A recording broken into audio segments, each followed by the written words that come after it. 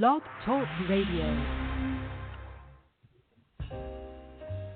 Live from Washington, D.C., it's Quintessential Listening, Poetry Online Radio. QLPOR, as it's widely known, features a bevy of poets, spoken word artists, and live poetry readings with best-selling authors. Your host is Dr. Michael Anthony Ingram.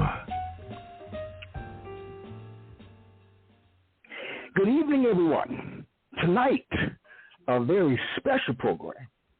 Kevin M. Hitchman and John Patrick Robbins are here to read from their acclaimed new book of poetry and short stories, The Mirror, Mass Nothing, available on Amazon.com. I'd like to welcome you guys to the program. Kevin and John, good evening. How are you? Hello. Fine. Nice to be here again.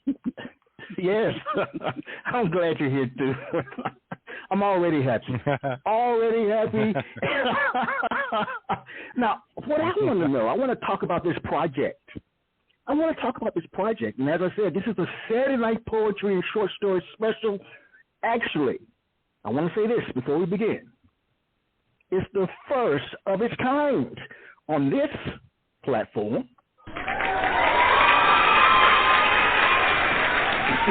Yeah. It is the first of its kind.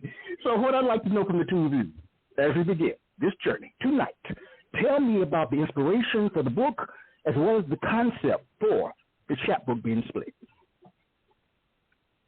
Either one of you. Okay. All right. I'll start off really quick. I think it was John's idea, if I remember correctly. He said something about, I know we were both tossing the idea back and forth, let's do something together, because we connect so well as brother poets, and we really wanted to do something together.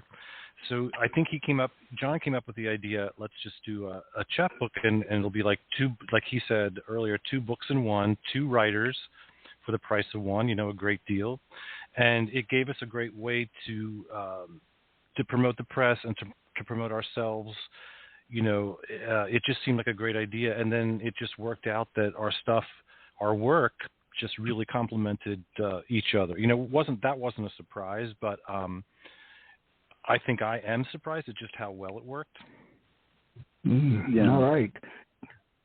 And you, John, what are your thoughts? Yeah, it was with me at least, because I know we had mentioned it. How I always pitch stuff, even to any of the writers at the press, is usually I just start with a cover and a title. It's usually how I get them. So, so I wish I had a real complicated process, but Kevin said it best. It's pretty much how it went, and we wanted to do something, and it wasn't really surprising. It was really awesome the way it flowed and came together. I'm very, very proud of this book.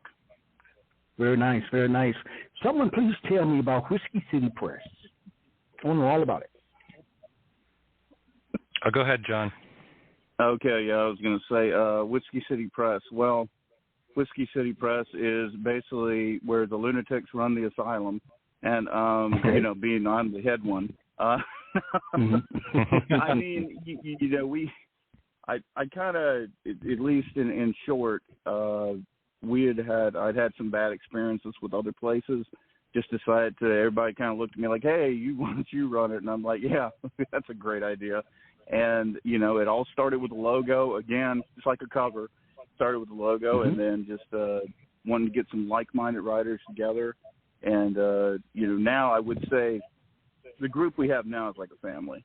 So, with Kevin, Scott, and, Scott, I'm sure he'll call in at some point. All right. Very nice, very nice. All right. Other thoughts about Whiskey Press? What makes it unique? Kevin, you can answer that one. Okay. What makes it unique is that I think that John's vision for it is he wants to feature writers and poets that are living authentic lives. And usually that means people that are on the fringes or on the edge of society in some or many ways. And I think he's like myself in that we want our work to have impact. The number one, he always uses the term connect. He wants to connect with everyone. We want to connect with everyone. Anyone who's gone through anything similar to what we have gone through, anyone who might relate in any way, but we want to connect with that person on the street. I'm not aiming for academicians. I'm not aiming for intellectuals necessarily. If they want to get into it, I'm flattered. But I'm aiming it for the kid in high school who feels lonely and isolated, who gets beat up every other day. I want them to pick up the book and say, I'm not alone. These people made it. They survived all that crap. There's a place for outsiders. I'm very concerned, as I think John has always been, with the outsider. And to give that voice, and that voice often gets underrepresented. It seems more and more that voice is being exterminated, or they're trying to, whatever the powers that be don't really want you to hear that voice. So I feel like it's more important now than ever in our history that voice needs to really scream out, and anything that we can do to help it do that is I'm up for that. All right, very nice. All right, very nice. Let's begin this journey, guys, to hear from you in terms of your book. Now, I know that it's an introspective work, all right? Mm-hmm. And as you share, it's raw, it's unfiltered, authentic. So I'd like to hear more. So who'd ever like to start? No, let's start with Mr. Hitchman. Please begin this journey for us. Share. Okay. Poems all right. or short stories. This is going to be a shorter poem. It's called Kid Sinister. Kid Sinister, you were a manic, frantic polyglot, a sure shot in the parking lot, making sure the cops were not within earshot as the deals went down.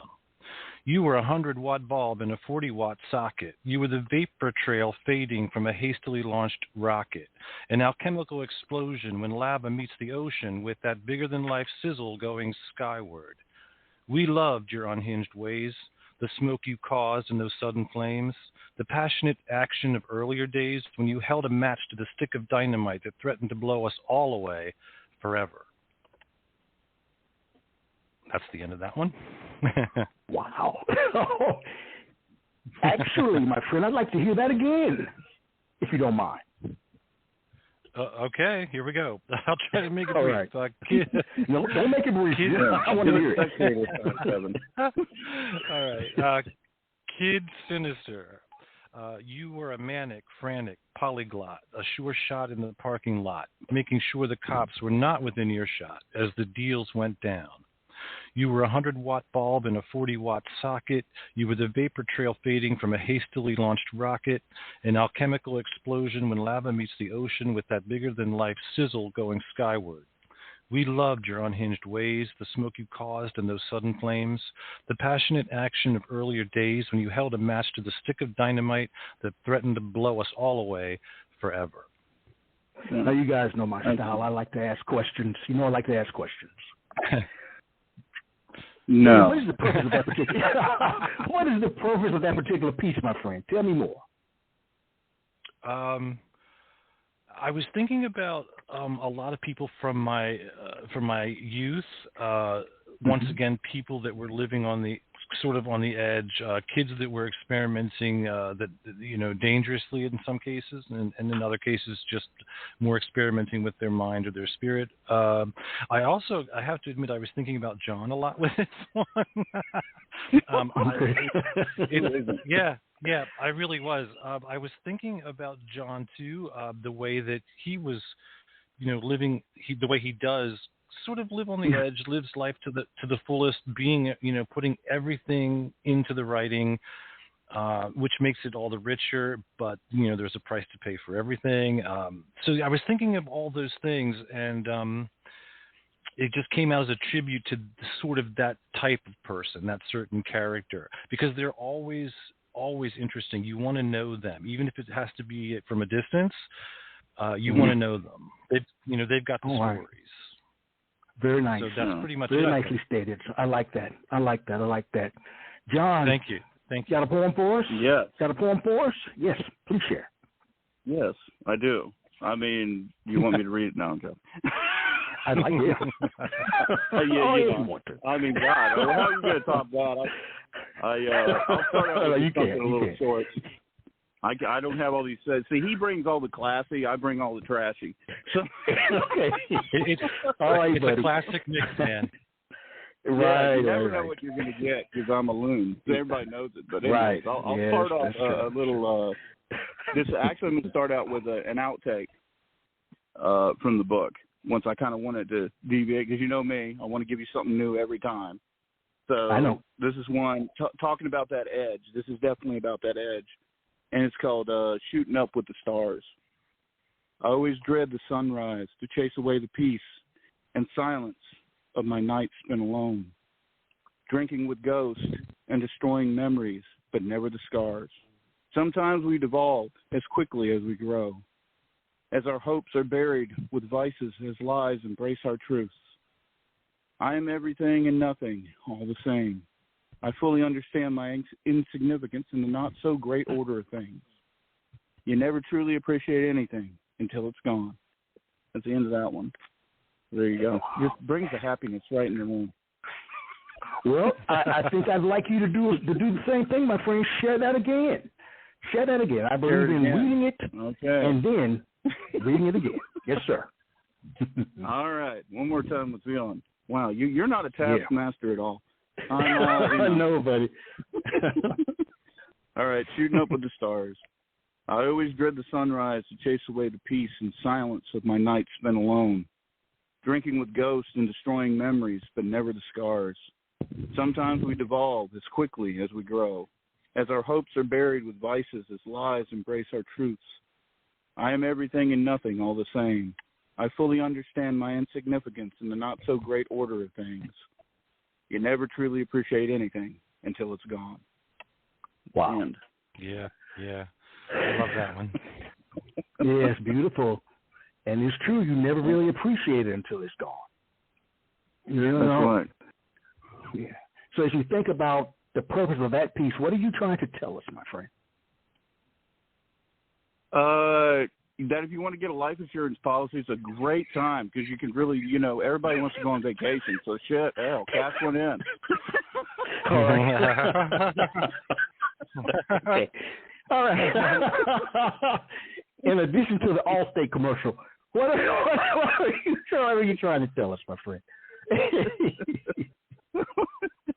I just, I like the edge. I mean, just like Kevin said, I mean, that's, when we started the book, it was in an extremely dark place, and now I'm just in such a happy place. But no, I mean, I like the edge.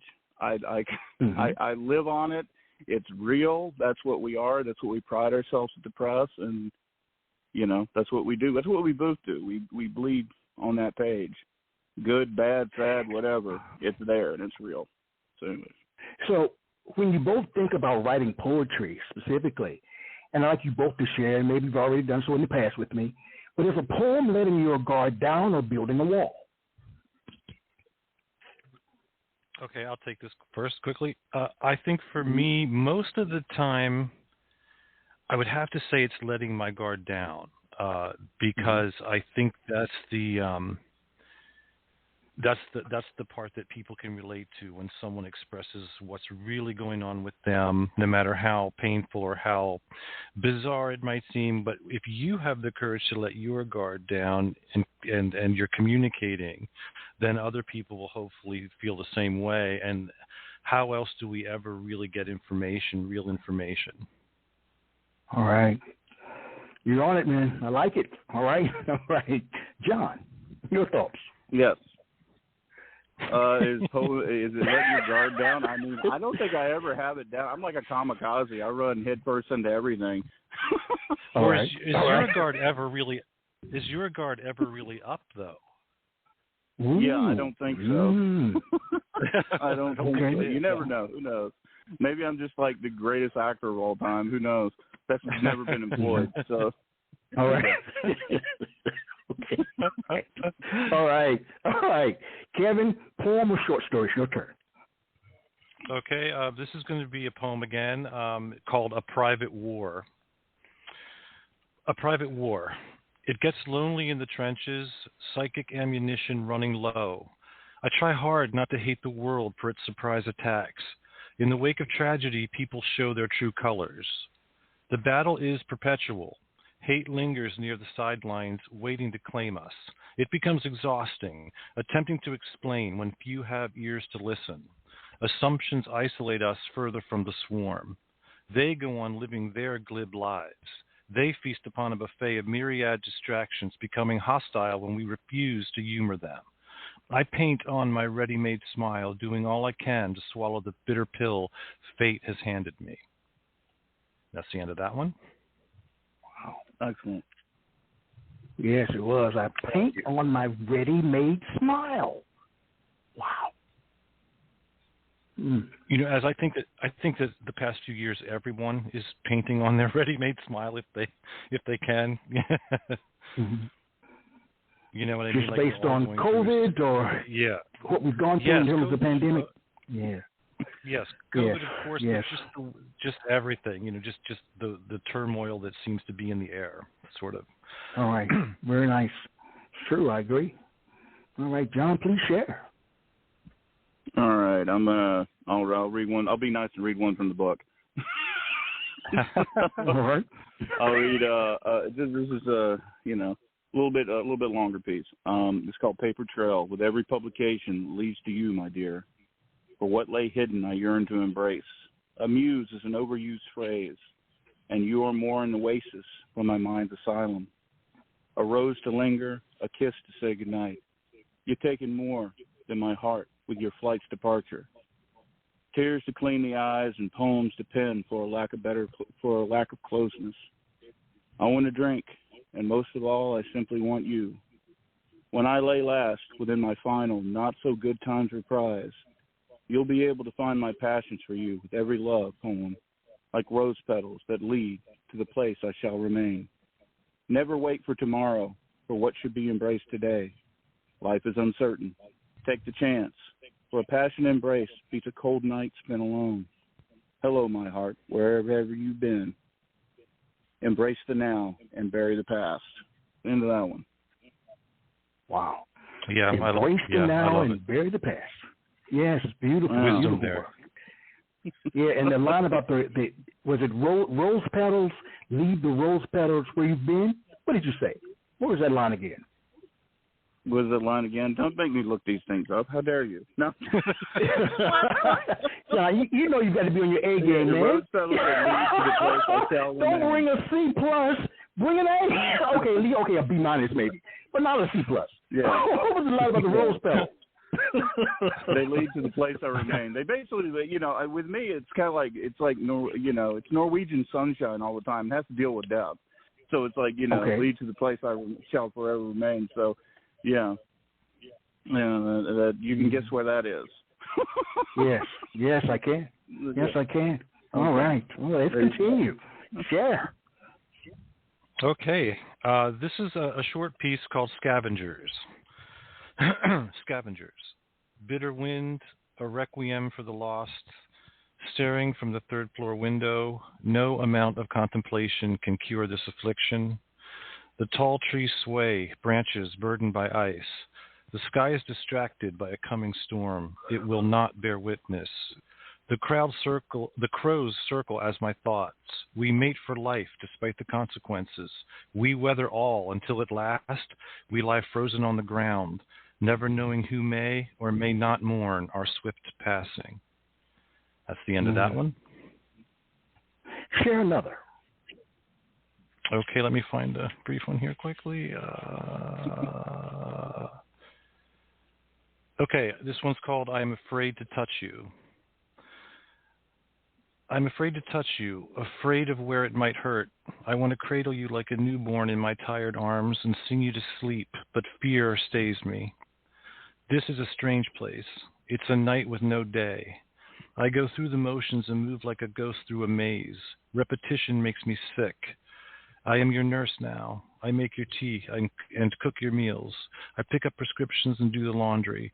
We do not speak of what we have lost.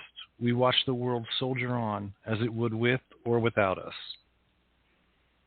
And that's the end of that. All right. John. Like going back and forth, John, Kevin. All right, John. Favor us with 2 poems. Favor us with 2 poems, my friend. 2 poems, back to back. So you want 2 poems? Well, I was going to give you. Sir. Well, my stuff's like a story anyway. So who, Okay, all right. We're not keeping track. I want a reason for you to actually have that little explicit sticker we got on this episode. So I wasn't going to mention it. Okay. Anyway, this is one because I'd love to make you aggravate because I give all this nice stuff and I'll just do something really naughty. But, I expect a spanking afterwards for this one.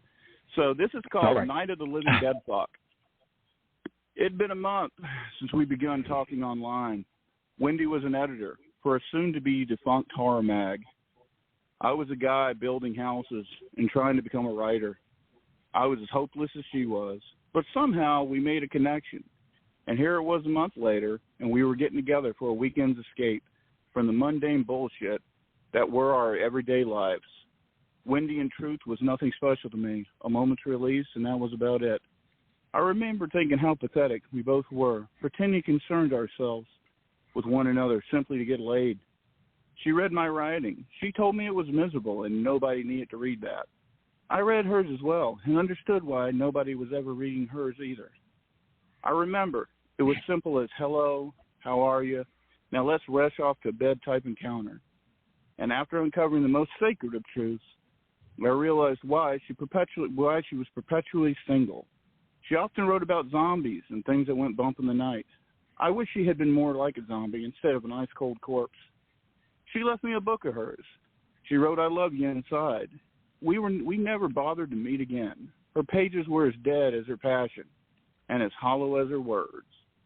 She never saw anything in me besides a means to escape, and I, in return, never saw her again. Never meet the people behind the pages, so they say. I remember thinking to myself, from my foray into the horror genre, man, if this is how all horror writers are in real life, I truly hold sympathy for Stephen King's wife. And that's the end of that little ditty. Yeah, I love that end. That ending is great, man. I do too. I have to make everybody laugh, man. I do too. Share another, please. All right. Here's a little one to make you laugh as well. It got published recently in a mag called It Takes All Kinds. It's called Text Me Your Truths. She said, I think you're a little bit too morbid for my taste. Why do you say that, sweetheart? I quickly replied. I mean, on our first date, we met in the cemetery, so yeah. Well, I figure no matter the outcome, darling, the backdrop should suit the hopes of our relationship. I replied, as I felt a little bad, because in all truth, if that was so, I should have just paid her and met her in the back seat instead. It's the end of that one. Oh, God. I should write for You have Hallmark. truly been touched.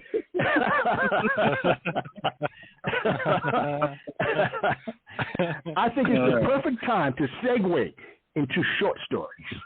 So, Kevin, you're on, my friend. Well, I don't have any short stories in this book. Okay.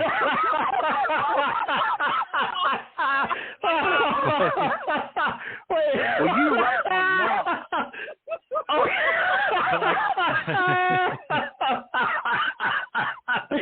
Improv, come on, man.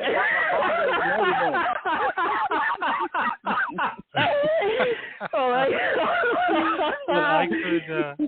I could give you a fairly longer piece of poetry that's kind of like a short story.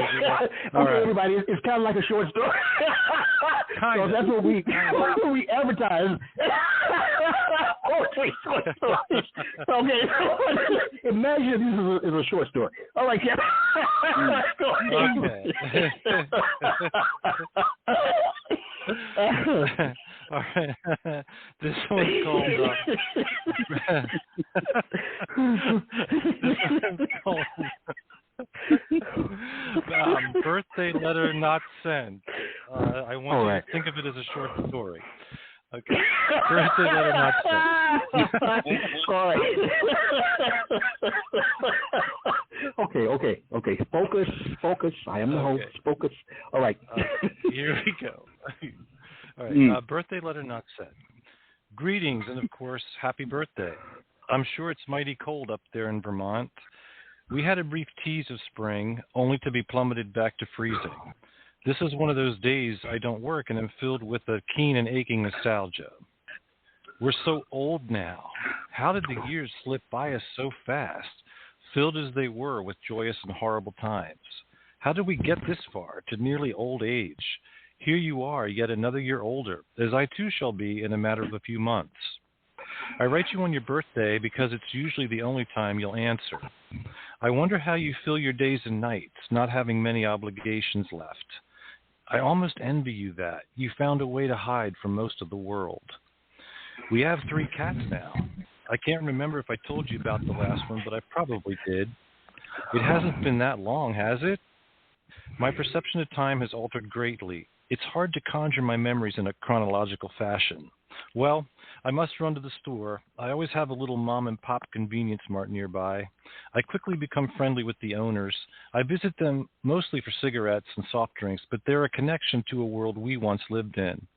Even through the gentle mist of sentimentality, I have to admit that odd earlier life we shared was no easier to navigate through than this one currently is. That's the end. All right. That's like a Very little nice. postcard, you know. Thank you. What? That was a short story like. Yeah.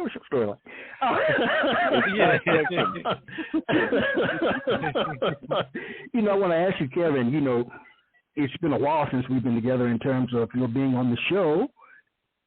Yes. Does it hurt you to write poetry? If not, why not? Does it hurt? Those are the kind of questions I've asked. Yes, since you've been Okay. with me. Yes. This book especially, your timing is great because this one did hurt a lot.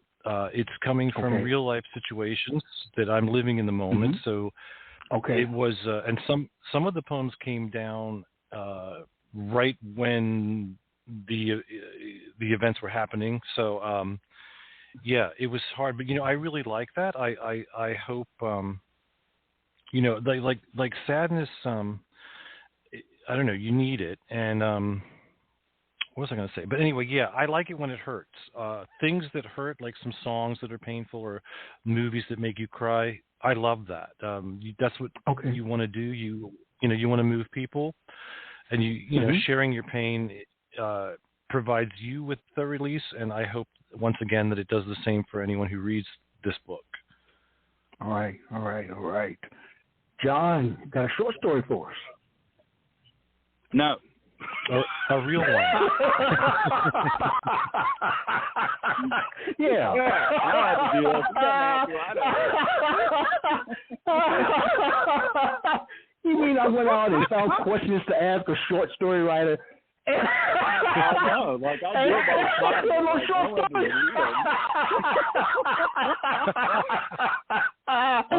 Okay. This won't last very long. No. John, all right, I'll read you a little deep cut. You can call it flash fiction. Imagine it flash fiction. I just flashed you, and now I'm going to read you some fiction. All right, so this is a little bit deeper, right? I like we go with this transition, but why not? It's a train wreck, so who cares? Yeah. All right, this is definitely dedicated to people I hope never read it. It's called The Two You Never Knew.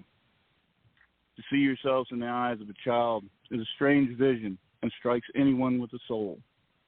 As the truth is, I can overturn every rock, but I refuse to ruin the ignorance and bliss of a child's youth to suit my own ego. We were never meant to be. As your true parents, we were both toxic. But maybe there is hope in you never understanding the truth. Pages are my trade, and people are but an odd mystery. Love is an alien that lives somewhere out amongst the stars, and my truth is a burden I would rather allow to destroy me than scar anyone else. You both are my blood, and I, that ghost, you will never know. If told my existence, it would do nothing but bring you pain, and there's far too much of that in this world already. You'll have many others bring you tears, and none will ever be intentionally brought upon you by someone as destructive as I. I view you both pure in heart, and that is how all children I wish could remain. As this earth makes its journey upon a bleak future's ever eternal setting sun, my heart remains with you both. There's nothing more I have to say at the end of that one. Oh, wow. Oh, yeah, man, that one slays. Yeah, nice. Very nice. Very, very nice, man. They all tell a story in a way, man. The best rights always do. Mm-hmm. Mm-hmm. Mm-hmm. Sometimes there are no words, man, for power and truth and honesty and all those things, Sometimes you need to allow something to just kind of marinate in your system. And that's one of those times. This is one of those times. No. Indeed. Agreed. Yes. Mm-hmm. What I'd like to know before we do go back to Kevin, when you think about the title of your book, The Mirror Masks Nothing, that really struck me. How did you guys come up with it? Actually, that was John's title, so I'm going to turn that over to him. Okay. Yeah, it always starts with the title, and for me, it was the image, and it was very striking. It was the cover. I created the cover, and I mean, it's just it's the truth. The mirror ain't gonna lie to you. So I love the title. And, of course, I'm just not known for that anyway. Neither one of us are. We kind of just give it to you just the way it is. There's no, we're not trying to be the academic starling, that's for sure. So, yeah. Okay. No. All right. But they're free to come along with the ride. They can come along for the ride if they want to, and I think they should. Yes. Yeah. Preferably bring their own alcohol. You're not getting mine. Yes. Right. But the thing is, guys, when you mask nothing, that leaves you extremely vulnerable. It bears you to the world. That's the part that's hard for me, when you mask nothing. What do you think about that? Right. Really quickly, I think that that's the most hardest thing we do. I think maybe John was thinking of that too, at least subconsciously, is that the hardest thing to do is to face the world without some type of mask. I mean, we're kind of conditioned to do that from childhood, Yes. And I think it's really hard, and that's a double-edged sword, because it's really hard to look at yourself too. I really, really look at yourself without a mask. So that's why I like I think that's why I love the title. All right, very nice. Again, this is a call-in show, and we've got someone waiting to ask you guys a question. I'd like to bring this person. All right. All right. All right. All right. Here we go. All right. Area code 832. The first three numbers are 802. You're on the air with Kevin and John. Good evening. Hello. It is I, the real Kevin Hitchbum, and not the editor formerly known as Scott Simmons. But I have a question for you, Kevin. How are you, Scott? Kevin, I'm doing well. But I want to know, what is the texture and consistency that I am going to get from your writing, Kevin? How does it taste? Okay, the texture is. Or you want me to be polite? I have to be polite, Scott, because I'm on Michael's show. The texture, I would like the texture to be. I would like the texture to be somewhat crunchy, with a bittersweet taste. Okay. That is fine. All right. All right. I'm glad that worked. Yeah, no question for John. I mean, come on. Yeah, you have a question for John, Scott. Here's my question to ask you. What write do you think is the most sexy out of your newest book? That's actually out of my newest book. Yeah. It's actually the one that it's banned. It's banned in most countries. So I can't even name it. It's that controversial. You just have to buy it and find out. In fact, there's one of those in every single book. So you should buy multiple. And go right now to whiskeycitypress.com and buy everything we do. Because I'm pretty sure you can find copies here like, wow, John is the worst editor on the earth. I was like, yeah, that's true, but I got your money, so nah. All right, gosh. Thank you, Scott. Famous Scott Simmons. Thank you for calling in, my friend. We have another caller. Mm-mm. All right. Bring this person on. Area code 804. The first three numbers are 519. You're on the air with Kevin and John. Good evening. Hello. Well, good evening, Dr. Ingram. It is a pleasure to hear you on the air and feeling so alive and well tonight. And John and Kevin. It's just a pleasure just to have something to do on a Saturday night that's comical and amusing and in the comfort of your own home. Yes, it is. It is. Hey, yeah, that's awesome. That's awesome. I'm glad you picked this to listen to. Thank you. Yes, thank you. Would you happen to have a question for these two poets and short story? Okay, these two poets. All right, I have a question for them. No short story. Okay. Do you, sir, have a question for these gentlemen? Actually, I don't really have a question for them, but I just wanted to just tune in tonight, and I just want to get some laughs and just be a part of this great online poetry experience. All right. Well, thank you so much. I really appreciate you calling in. Thank you. All yes, right. you are. Thank you. We're going to take a brief break. We're going to take a brief break, and we'll be right back.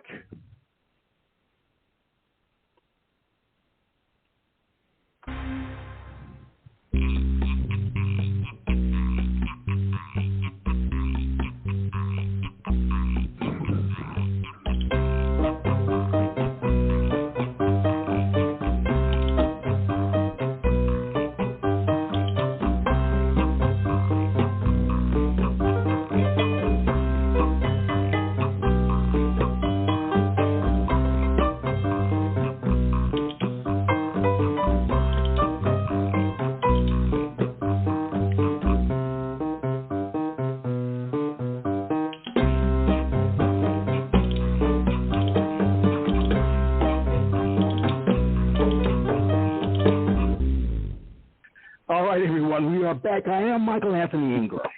I'm here with Kevin Hughesman and John Patrick Robbins. This is our very first Saturday Night Poetry and Short Story Special. Yes, it is. It is now time to hear a short story from somebody. Somebody please share a short story. Kevin has them. He has them in his book. Would somebody please share? Okay.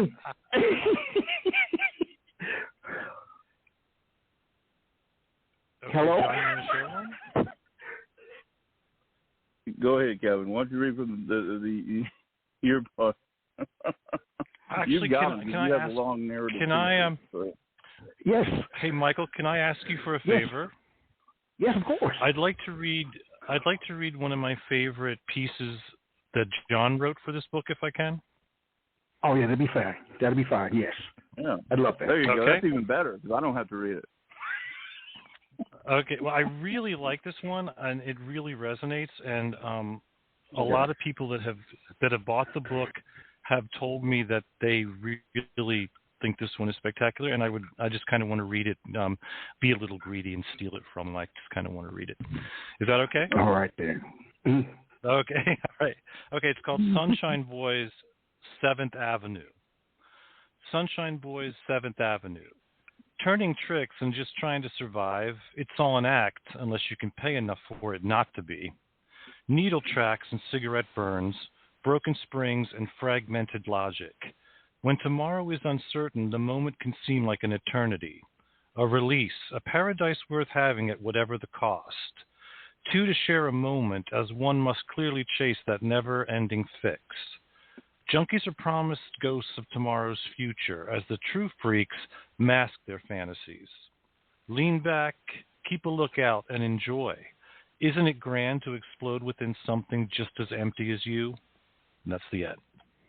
Oh, wow. See, I think that's real profound. I really just had to read that. Thank you very much, guys. Yes, it's that beautiful. Sounds familiar. I don't know who wrote that one, but that sounds very familiar. Extremely profound. Wow. Wow. You guys really are. You are incredible. I mean, your work, again, is very deep and introspective, and I like that about your work. You tell it like it is. And dark. And that is so important. We don't hear enough of that. And I would agree. Yes. Yeah. Who would like to share next? Yeah. And well, I think John should, since I just kind of read. And I'm gonna go ahead and read a John Patrick Robbins, right? He's one of my favorite artists, and I cover his work often. I'll read one of these elongated pieces because I know you want one, so I'm going to give you one, Mike. Yes.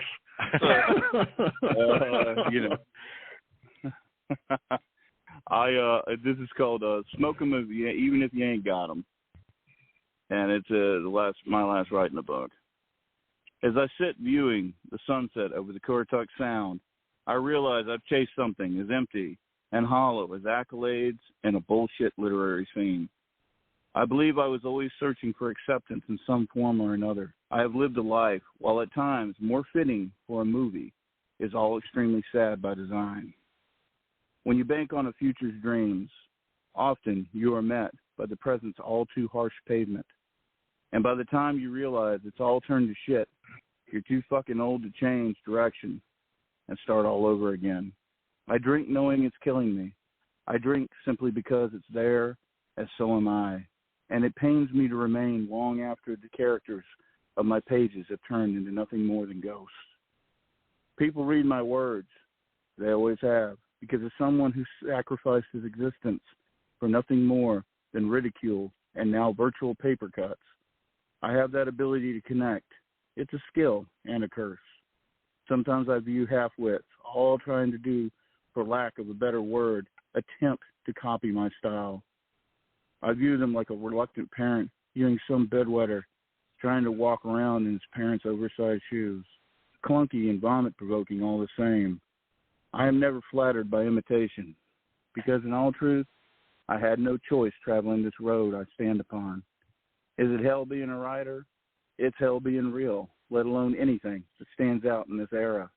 I view the sunset alone as hauntingly beautiful and largely ignored by most but me. I do not create art. I pen truth that bleeds every ounce of fragmented soul upon the page. My ship's sinking, but truth is I embrace my demise, as others view it as merely a gimmick to win some ego-driven contest. The ink is almost spent, the well close to becoming dry. Still my voice is my own and my page is full of life I can scarcely recall. One day the sun will set upon us all, my friends. Leave your stamp upon this earth and not a single stone unturned. Embrace something, even if it's your own demise. Anyone got a light? The end of that one. Wow. Yeah. Wow, you know. Now, you're an incredible writer, John. I know. You're an incredible writer. Yeah, man. See, I go back to my statement. Cut. I don't think his guard's ever up. Do you? No, I don't think so either. No. You're an incredible writer. I keep saying that, but you are, my friend. Well, I appreciate it. It means a lot, man. You're a very talented writer as well, so, and a damn good friend, both of you. So Well, thank you. I like hearing that. All those good things. Yes, yes. Well, what I want to know from you, John, is what is the most difficult part of your artistic process? Everything. And the easiest part. Either one of those. You can answer either one. Living all the words. That's the hard part. You know, it's not.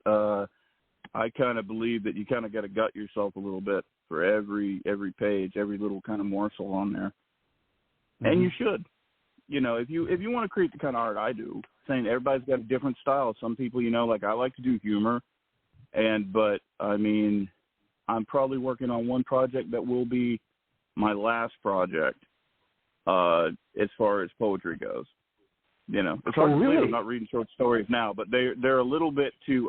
Let's just say that this would be the extra explicit episode. Okay, all right. I'm working on a novella right now, so yeah, that's a little bit too much. As Kevin knows the subject matter in that one, that would be a little bit too much for anybody. Okay. All right. Yeah. All right. Yeah. Favor us, Kevin, with a poem, short poem or long poem. Okay. This one's called Holy Fool. Holy fool, I will keep on loving those rapacious angels as they dig their nails into my hair, daring me to shout hallelujah. Same for those demons, scoping details of my sordid fantasies. They settle on me with savage glee just around midnight. We never need to lie to each other. Life is one endless barter until you have auctioned off your last hope.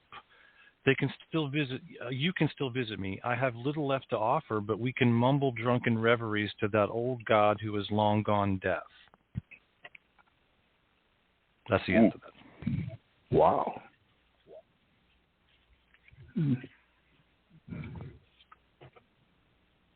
For either of you, if you were a poet during a different era, where would you want to exist? I'll take it quickly. I think for me, I would want to be in the beatnik era of the 50s and go from there. Talk to me. Because I think that I think they had more of an ear in society than poets do today. I may be wrong about that, but it seems like they had. I respect them because they made things happen, like sort of what we try to do, you know, to the best of our ability. They made things happen. They got attention for themselves. You know, sometimes it was comical, but you know, look how Ginsberg put himself on TV. He was everywhere. You couldn't escape him. People knew his name who would never read his books, but they had that sort of real push. And they were visible, and so I kind of think that even though life would have been probably very hard, much harder than mine has been, you know, here naturally, but I think that it would have been a fascinating era. If you could survive it and work with it, it probably would have been great. All right. So yeah, that's mine. Oh, very nice. What about you, John? What era would I like to be? I think I would like to be in the Iron Age, where then I could be worshipped by the Scandinavian people, as I wrote in the cave walls. And then they would refer to me as one of the Norse gods. That would be very nice for me. That would be my preferred age. I like that. Yeah. Would you be Thor or Odin? No. Let's not go there. Loki. No. We can't go there. I'm just trying to draw something out of you here. Trying to engage you. I'm the god of art. You'll be your own, okay. Yeah, he would have been John the Conqueror. John the Conqueror. Okay. John the Conqueror. Anybody knows my love for that, all that. But yeah, no, I mean, Kevin said it best with the beats. I mean, what better era could you be kind of when I mean, God, you could get in so much trouble. And I love to get in trouble, so it'd be perfect. Oh, yeah. Yeah. I had to agree with him threw there. it right So in. it's like I can't really like, oh, I got another error. It's like I can't count that high. So yeah, we're good. All right. Kevin, favor us with a poem. Favor us with a poem, my friend. Okay, this is going to be called. Well, this is called. Hold on a second here. Your grief. I tiptoe around your bitter logic. If I stumble, I may never get up. I fear silence as much as sudden noises. They hold a violence that paralyzes. This bardo is quite barren. I am not a convincing martyr. I long for a place that may not exist. Your grief desires my total surrender. That's the end of that one. I'm sorry they're so short, you know. That's okay. It's beautiful. Beautiful. Your grief Thank you. required. That's it. That last line Not again. how Your big grief. your poem is, it's how you read it, Kevin. Yes, exactly right. Hey, all right, man. Thank goodness for that. Yes. Okay. That last line again. Please share it. Your grief demands my. What did you say? You almost have it, Michael. It's your grief. Your grief. It's your grief desires my total surrender. Oh wow. You know, just when you're trying not to give into grief, or you're in a situation where someone close to you is grieving, and it's hard to handle that. How do you handle their grief and your grief? You know, so that's kind of why I think that one came out the way it did. You know, so yeah. Beautiful. Thank you. Wow. Wow. It's you been guys a make crazy me want to night, read. huh? Yeah, you guys make me want to read one of my own. If that's all right. Go ahead. Yeah. All right. Hold on here for a second. You make me want to read one of my own. Since we're talking about grief, and I'll read it slow. I'll read it slow. I will, but just for you. Hold on here. Well, John, you read one while I look for one. Go ahead, please. All right. I'll read you a little flash. But I'm listening to yours too. I'm listening too, so go ahead. I'm multitasking. Go ahead, my friend. All right. But here's another poem. All right. This is called Lessons Learned. I remember you said to me, let's just get out of here and go somewhere, start over with a clean slate. I toyed with the idea and kept pouring drinks for a lack of decent response. She loved me then, as she surely loves another now. Sometimes hesitation kills you as easily as wrong turns and false starts. The burden of sharing is always in the realization you never learn anything without a sacrifice of some kind or another. I have gained nothing but empty nights and hellacious vices. Whiskey ain't the only thing that burns going down, for regrets linger far worse. My advice, pay your tab and forget the empty faces and lost souls like myself. Don't forget to not look back now. You hear? That's the end of that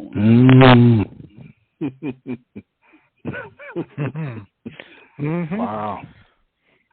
Yes. Well, here's one from me. The title or the book, the poem will be found in my forthcoming book, When Cherry Blossoms Fall on Black Skin. Hopefully it'll be published sometime in 2023 or 24 or 25, I don't know. But this is the type. This is the poem. It's called The Morning After. Tonight, I murdered my life. Grief, my only friend in shock, fainted and fell to the floor. I was alone. Tomorrow, what will they do with my body?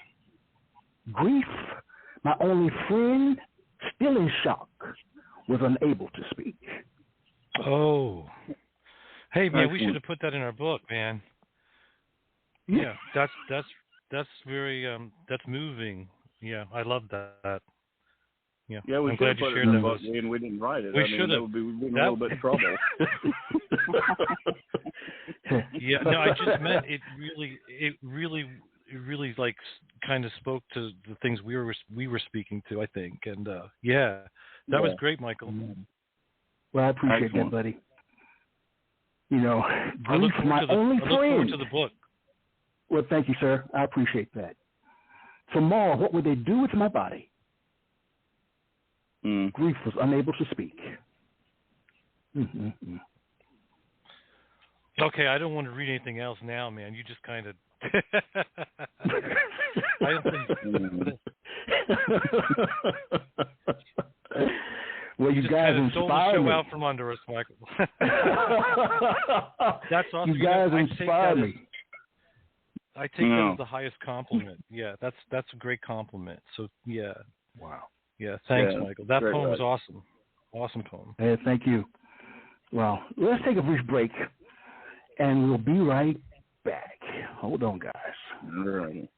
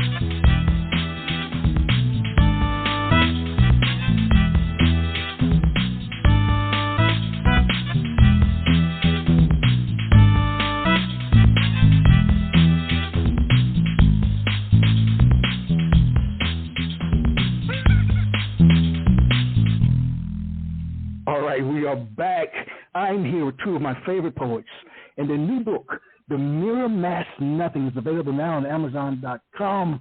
They're representative of more than just representative of Whiskey Press. They are it. So, again, I want to thank you both for being with me tonight. Who'd like to share? A couple of poems, maybe a short story? Whatever you like to share.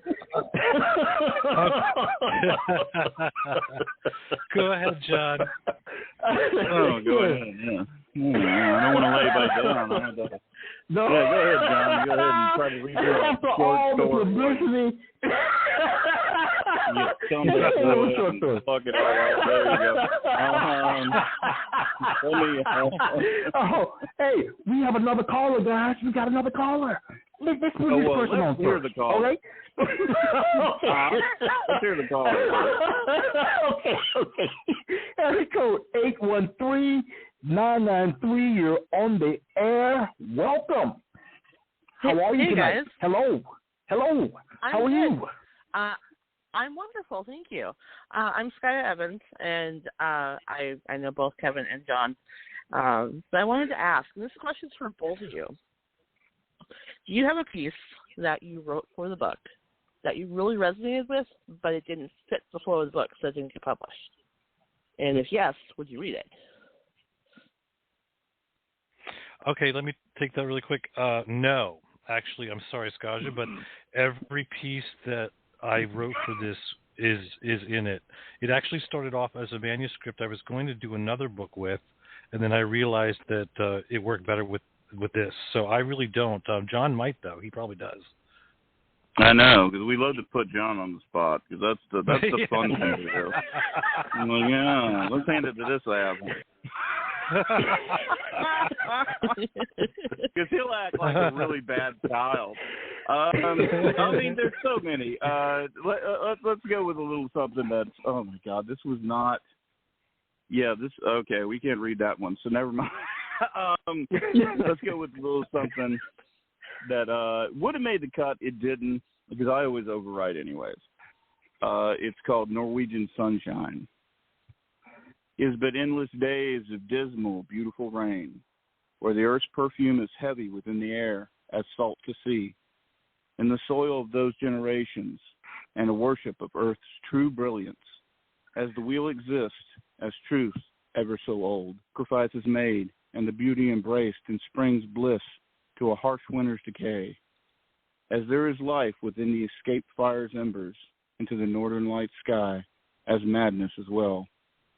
The magic is in the moment's existence, love within the moments, embrace the rains and winds alike. Skull. There you go. Wow. Thank you. Yes. That's right. I know these two guys. Well, I was going to ask which piece you liked of each other's, but Kevin beat me to it. So. Yeah. I'd like to give a special shout out.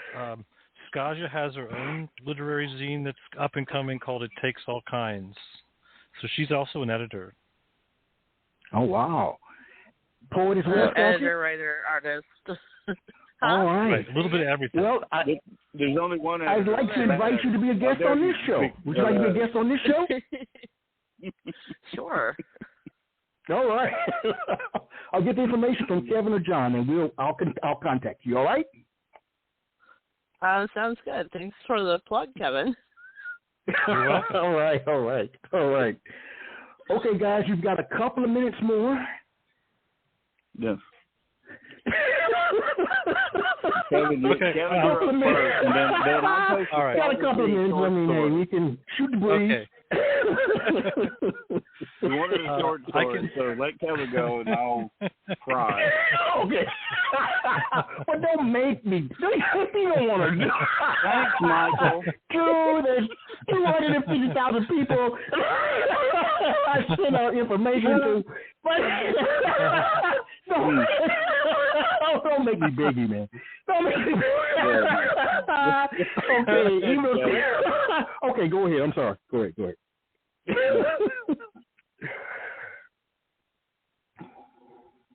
Who's going? You're going. I'm going. Okay, I'm going to do this. This is a brief one. It actually is the first poem. It opens the book. It's called Congratulations. Congratulations, you got what you wanted. You own a small part of this cheap town. It seemed to happen very quickly as soon as you shed the black leather for the guise of respectability. Don't think you ever had me fooled. I knew exactly who you are and what you would become the minute we parted ways. Congratulations. I wish you well. Just remember that you were not the first person to flourish in society after disowning me. Wow. True story there, man. True story. Well, they all are, but, you know. No, that's yeah. Wow. Great. No, I mean, it's great, man. You guys are hitting on all cylinders tonight. Can we get till 10 o'clock? No. But, no. Like I'm supposed to go through a short story, and I only got like one short story, I promise, Michael. Okay. And I'm like, that's going to be the hardest thing to read. Poetry and a short story. That's what they should have read, but well, John, do you need Kevin to read another poem to kind of, get you, wound up and ready and excited to deliver your short story? I mean, I'm always excited to deliver. The story, that is. All right. Okay. You set yourself up. Oh, boy. I will try. I love that we're on live air. So I will try to deliver a short story. Okay. All right, then. One that you asked me about a long time ago. You'd be like, what is this fool talking about? And I'm like, this is a little, I'm going to try, so please forgive me. I'm going to stumble through it. You're going to be like, man, this guy sucks. No. I would never say that to your face. No, never.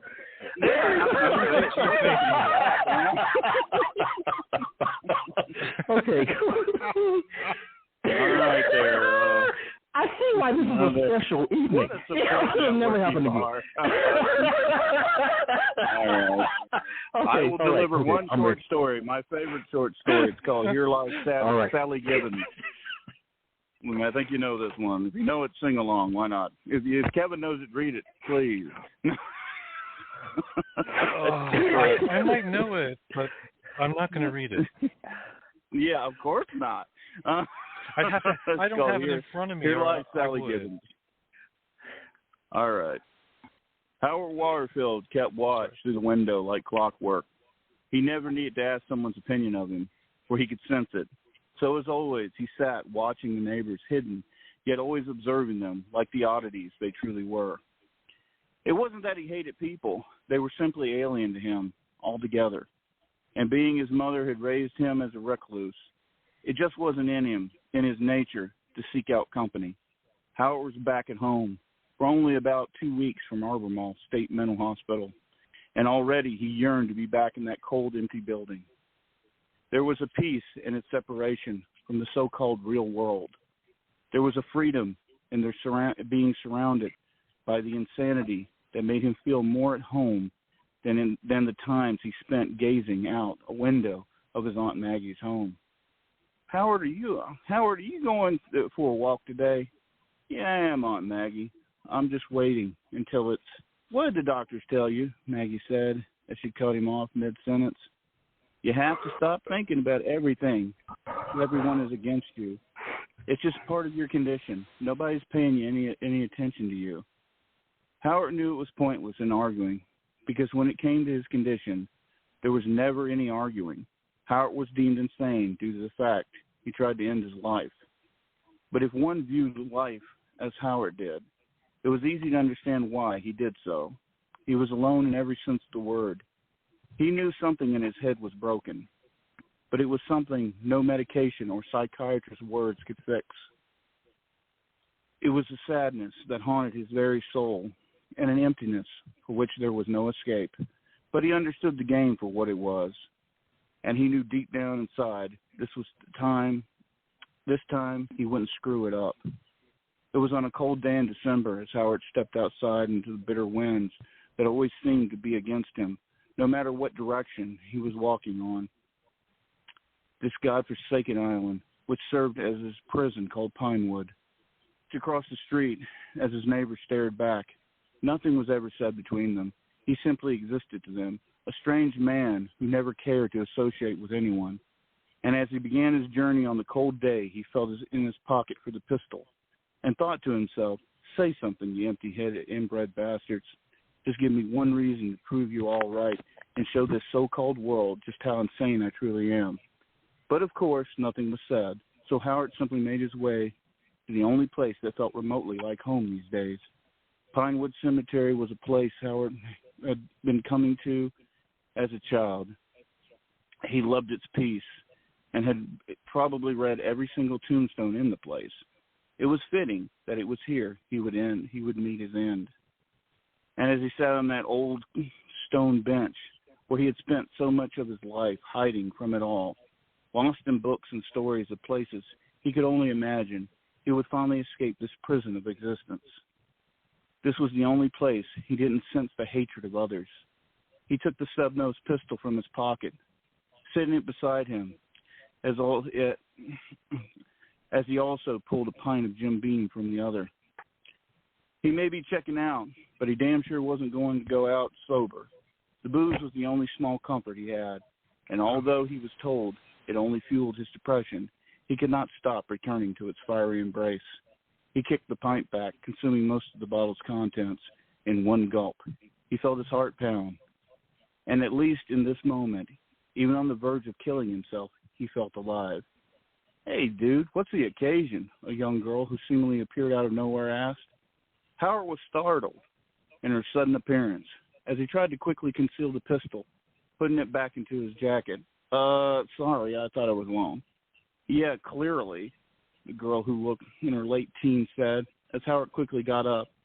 You know, they did come up with a new thing, with a new gathering place for drunkards called a bar. It's like all the rage. I mean, at least it beats drinking in a fucking cemetery, you weirdo. Again, I'm sorry. Cool, Sally said as she laughed out. I'm Sally, and I didn't ask about your personality, freak. So chill out, dude. I could give a fuck less what you do here. It's not like you're in my fucking house or anything.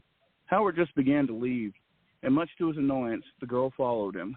So, like, why the fuck do you have a gun? What, are you afraid of zombies? Afraid of zombies will try to steal your booze? Howard stopped and turned around to face the girl. What gun? Why are you bothering me? Jesus Christ, man, the one you about shit yourself to shove in your pocket the moment you knew you weren't alone. Hey, can I have a sip of your whiskey?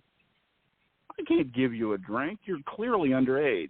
Well, I mean, I could scream rape at the top of my lungs. What the fuck is wrong with you? That's a great fucking question. Hey, at least I'm not a loser drinking by himself in a fucking cemetery, the girl shot back. Look, just leave me alone, okay? I didn't know anyone was here. I just want to be by myself is all. Sure, just give me a drink. Look, I'm not going to give you a fucking drink, okay? Just drop it. Help, someone, Sally screamed out, making Howard wish he had just done like a normal person and simply killed himself at home. This pervert just flashed his dick at me. Help. He pulled the pint from his jacket pocket. Here, fucking take it. Just stop screaming. Sally laughed as she took the pint and quickly took a sip, looking at Howard with a devilish grin. God, you're a dumbass. Nobody can hear me, loser. How do you drink this shit? No wonder you were going to kill yourself. I wasn't going to kill myself. No, you just brought a gun to a cemetery in case some mad teen rapist was on the loose, Sally said, as she busted up laughing at making Howard so clearly uncomfortable. You know, it's not rape if you yell surprise. Sally finally handed the bottle back. I'm Sally, by the way. Howard. So, Hallie, what's so bad you had to come here and off yourself? And please, don't say because of some bitch. It's so fucking unoriginal. Howard couldn't reply. He wasn't good at conversation in a normal setting, let alone to be talking to some teenage girl who had a mouth like a sailor and was so damn pushy it was annoying as fuck. Sally just looked at Howard. Hello? This is where you're supposed to reply, Hallie. Will you stop calling me that? My name is Howard, not Howie. Aw, does that annoy you?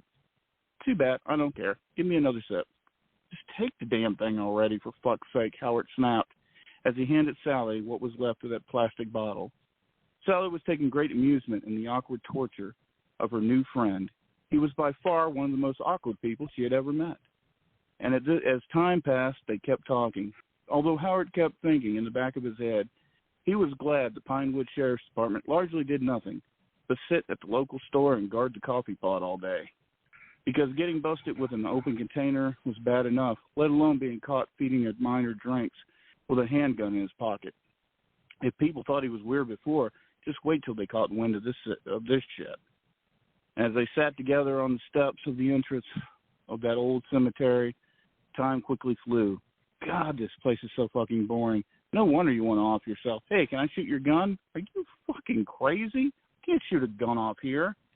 What, you scared you're going to kill somebody? Newsflash, they're already dead here, asshole. Besides, it only takes one bullet to kill yourself, you greedy bastard. Even Howard could not help but laugh at that one. God, you're such a bitch. I know, but at least I'm fun. So why were you in the nut house? Were you hearing voices or some shit? Hey, you're not one of those pervs, are you? Like one of those weirdos that steals panties at laundromats, take them home and sniff them and jerk off or something?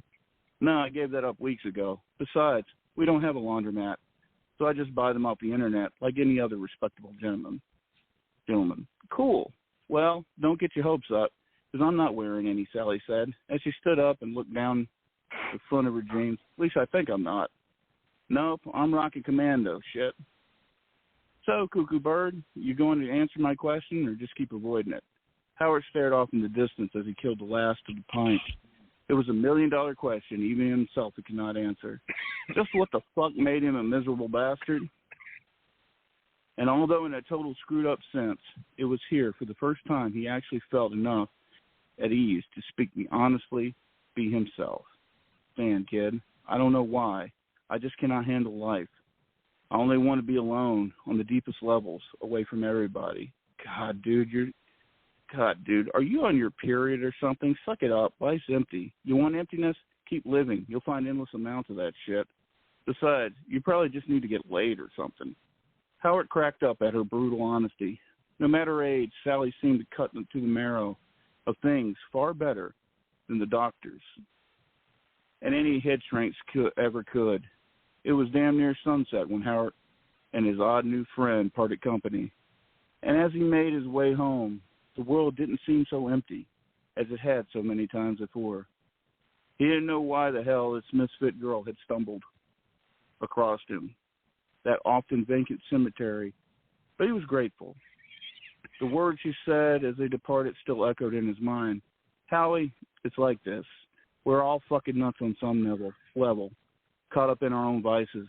And in reality, we are at times too lost within ourselves to realize everyone else is stumbling through this shit, trying to figure it out all the same. We all mask our insecurities. And then there are the ones unfortunate enough to get labeled insane, and it scares the shit out of everyone around them because deep down they all know how they could easily be labeled as well. She hugged him and ran off just as quickly as she appeared. She was gone. Later, nutcase, she called out. She ran off, vanishing into the sunset. Try not to hang yourself in the closet tonight. See ya. That night was different for Howard. For once, he was at peace. And as he made his way back to that same cemetery, he had to admit to himself in the back of his head, he hoped to run into Sally again. But as the day passed, there were no signs of her, only an older woman tending a small grave who smiled as he passed on his way out. Nice day, ain't it, sir? Yeah, it is. Are you visiting your family, son? No, I just came here to get away. Sorry. I know that sounds weird. No, it doesn't. My daughter used to always come here. I think mainly to get away from me or whenever she snagged some booze. She was such a character. I'm sorry for your loss. Howard felt bad for anyone outliving their child, let alone this kind woman, stuck here on this bright yet chilly afternoon. They continued to talk, and the woman spoke more and more about her daughter. Howard couldn't help but get a strange feeling as she described her to him. Ma'am, you don't happen to have a picture of your daughter, do you? I feel like I may know her, have known her. I was gone for a while from this island. I never forget a face. Your daughter sounds familiar. Of course, here she is, the woman said as she produced an old picture from her purse. And as Howard took the picture, a chill shot down his spine as he remained in shock. Her name was Sally. Did you know her? Howard looked down to the small headstone that read, "Here lies Sally Gibbons." She had apparently taken her own life at the age of 19. Nobody really understood why. Besides fighting with depression occasionally, she seemed fine to everyone around her. Seems her mask was far better crafted than Howard's own. Sally understood things far beyond her years, and seemed to have sent Howard a postcard from the other side. Howard cried alone in his room that night for a kindred spirit and ghost of a memory he would never see again. Some people understood the sadness, and those were the people that truly understood Howard Waterfield to begin with. He never returned to that cemetery again, but he would never forget the sadness shared at that lone grave of his friend, Sally Gibbons, for the rest of his life. The end. Yes. Yeah, Wow. I do know that one. I love that one. Yes. Ladies and That's gentlemen. the first time I've read it, and that, wow, talk about pressure. Ladies and gentlemen, everyone, listeners, we heard a short story. Yeah. Thank you. Yes, thank you. Man, please put the top back on. All right. A beautiful short story at that. Extremely touching. Thank you, John. You're Thank you, very John. welcome, Michael. I would only do that for you because I promised I would read it for you one time, and I didn't know I'd have to read it tonight, but okay. Thank you. Well, it touches me in ways that you'll never know. Well, gentlemen, wow. Kevin, I'd like you to end the evening for us with a poem, if that's okay. Okay. You got one more to send us home. Lucky. Yes, okay.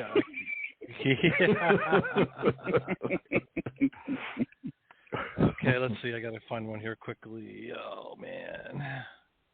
Okay. I think I'm going to do The Love We'll Never Know. The love we'll never know. It is the one we expected, stayed awake all night for, It is that one we thought we deserved. The love we'll never know is the one that we were told about. We often believe we have seen it in others who laugh as we cannot, who cry as we have never cried. Our doubts collect. Would we recognize it now, this late in the game? Did we fight for it with all the strength we possessed, or just stand feeling lost as we watched it walk away? Did it phone while we were out? Was it the stranger who waved, a smile both foreign and familiar? How could we trust it coming on so suddenly, disappearing in a flash? The love we'll never know longs for us still. It will greet us at the end of our days, where it may sullenly wait in vain to return us to itself. The end. Wow. Excellent. I want to thank you guys for joining me tonight and sharing your work from your new book, The Mere Mass Nothing, available on Amazon, from Whiskey Press. Any final words, guys? Any final words before we go? Yes. I'd like to say great big thanks, Michael. It's always so much fun being on your show. I'm glad you shared a poem of your own with us. That was very special. A special shout out to Scott Simmons, who along with John made this book happen. All right, very nice. John, Whiskey City Press, any words from you? I want to thank you, Michael, for having me on. You look very sexy tonight. Kevin, both of you do. It's just a delicious combo. And I want to remind all the ladies out there, I am currently single and so lonely. So please. All right, this is not Tinder or Mike Anthony Ingram.